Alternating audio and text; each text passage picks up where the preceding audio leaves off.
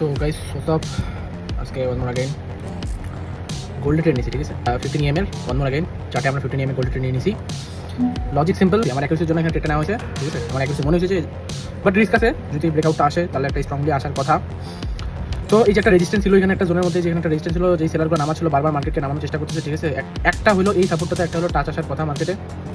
তো simple logic কিছু না। তো যখন দেখি মার্কেট এখানে কনসোলিডেশন করে, প্রথমবার রিটেস্ট করে এই রেজিস্ট্যান্সের, এই যে আমার যে রেজিস্ট্যান্সের লাইনটা, ঠিক আছে, রেজিস্ট্যান্স লাইনটা প্রথমবার আসে মার্কেট, রিটেস্ট করে পুল ব্যাক দেয়, আবার রিভার্স করে সেম পয়েন্টে আসে, ঠিক আছে। আর আমার ট্রেড নেওয়ার যে মেন যে কারণটা, যে অ্যাকচুয়ালি আমি এখানে কেন ট্রেড নিয়েছি, যে মেন কারণটা হচ্ছে ওই যেই ট্রেড লাইনটা আমি 15 মিনিট চার্টে হচ্ছে অ্যানালাইজ করছি, ঠিক সেম টাইমে এখানে আসে একবার রেজিস্ট্যান্স রিভার্স করছে, আবার পুল ব্যাক দেয় মার্কেট, এই জোন পর্যন্ত আসে, পুল ব্যাক দেওয়ার পর আবার রিভার্স করতেছে, লাইক এটা এখন রেজিস্ট্যান্স ব্রেকআউট করার চেষ্টা করছে, বায়ার অ্যালার্ট হচ্ছে।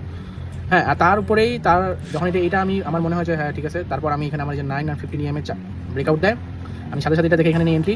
আমি যেটা বলছিলাম যে এই জোনটা যদি আবার ব্রেকআউট আসে না, ঠিক আছে, তাহলে এই যে এইখানকার যে বাইং যতটুকু হয়েছে, ঠিক বাইং প্রেশারটা এখানটাও আসার কথা, এই বায়াসটাই এখানে অ্যাক্টিভ হচ্ছে সেম প্রেশারে। এই বায়াসের ডিমান্ড এখানে প্রায় শেষ।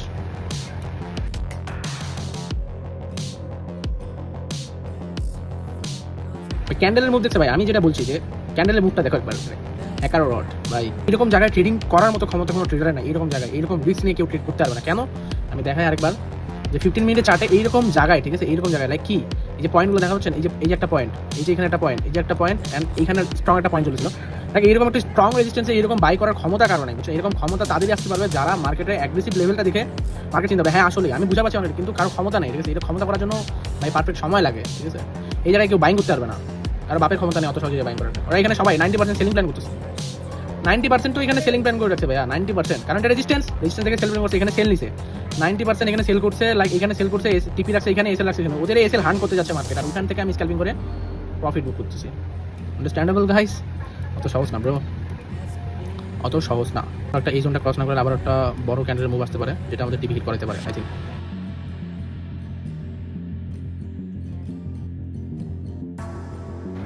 ভাই হ্যাকার রড ভাই, লাইক সি ব্রো, ডান গাইস, ডান। তো এই যে স্নাইপার শট অ্যাকুরেসিটা, ঠিক আছে, কারো বাপের ক্ষমতা নাই এই জায়গাগুলোতে ট্রেড করার, কারো বাপের ক্ষমতা নেই।